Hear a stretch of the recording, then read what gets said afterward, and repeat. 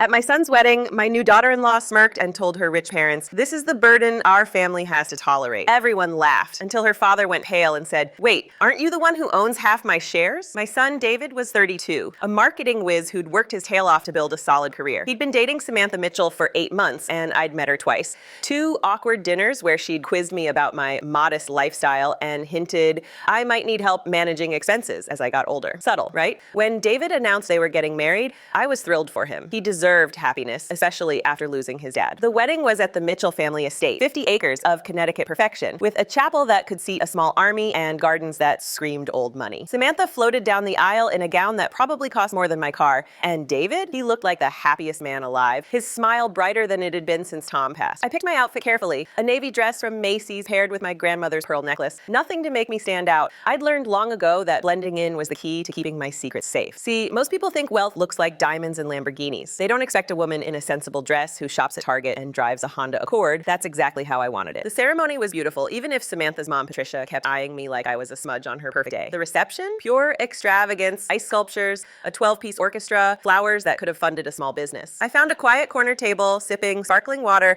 watching David dance with his new wife. That's when Samantha swooped in with her parents, her voice dripping with fake sweetness. "Mom and Dad, meet David's mother," she said, like she was presenting a consolation prize. Then she dropped the bomb. "This is the family embarrassment we're stuck with." The words hit like a slap, but it was Robert Mitchell's reaction that stopped my heart. His champagne flute froze mid-air. His eyes locked on me with a look of recognition that made my stomach lurch. "Margaret Thompson," he whispered. "Aren't you the woman from the Mitchell Holdings acquisition 3 years ago? The mysterious investor who bought my company?" The room spun. Samantha's smug smile faltered, and Patricia's diamond bracelet gleamed as her hand flew to her throat. Suddenly, I wasn't invisible anymore. To understand why this moment was so explosive, I need to take you back to where it all began. Tom and I were engineers in Silicon Valley back when smartphones were just taking off. In 2010, he invented a power management system that made batteries last longer, a small tweak that turned out to be a game changer. We thought it might give us a comfy retirement, maybe a nice house by the beach. Instead, the patent sold for $22 million in 2012. Yeah, you heard that right, $22 million.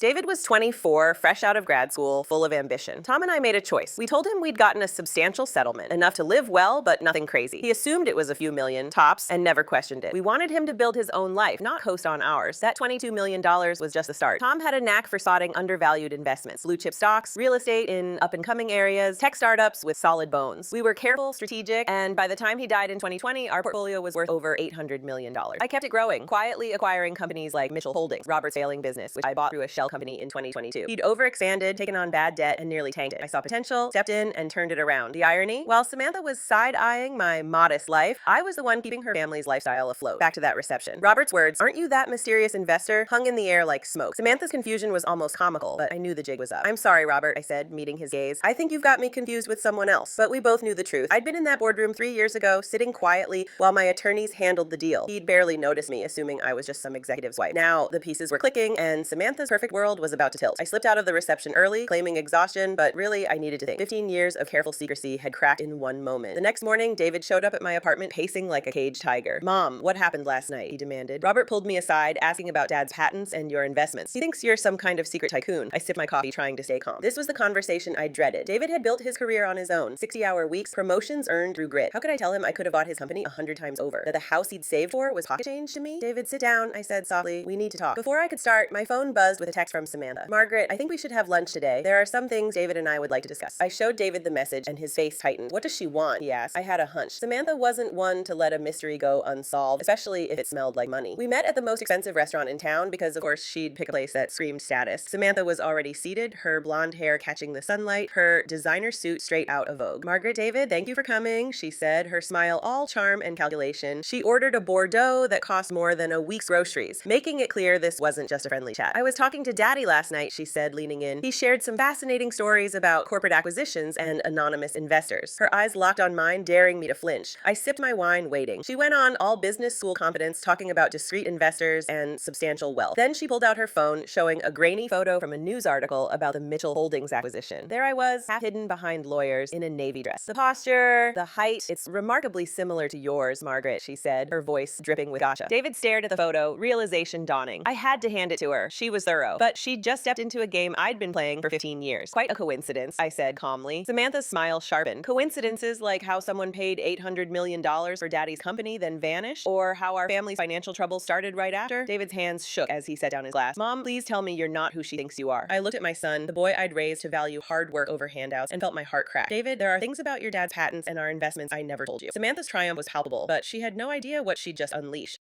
3 days later, I was in my financial advisor's office staring at a stack of documents. James Harrison, my advisor for a decade, looked concerned. Margaret, why the sudden interest in the Mitchells' finances? I'd asked him to dig into their situation after that lunch, and what he found was a mess. Their estate was mortgaged to the hilt, their investments drained to keep up appearances. Samantha had been banking on taking over Mitchell Holdings, her birthright, until I bought it out from under her. Worse, she'd hired a private investigator to trace my assets and was consulting a lawyer about family wealth disputes. She wasn't just curious, she was building a case. Samantha's playing hardball, James said. If she pushes this, it could unravel your privacy. Legal, yes, but complex structures like yours can look shady to regulators. My stomach tightened. I'd built my wealth to protect David, not to hurt him. But if this went public, his career could take a hit. People would question if his success was tied to my money. That night, I poured a glass of the good wine Tom and I had saved for special occasions and spread 15 years of financial records across my dining table.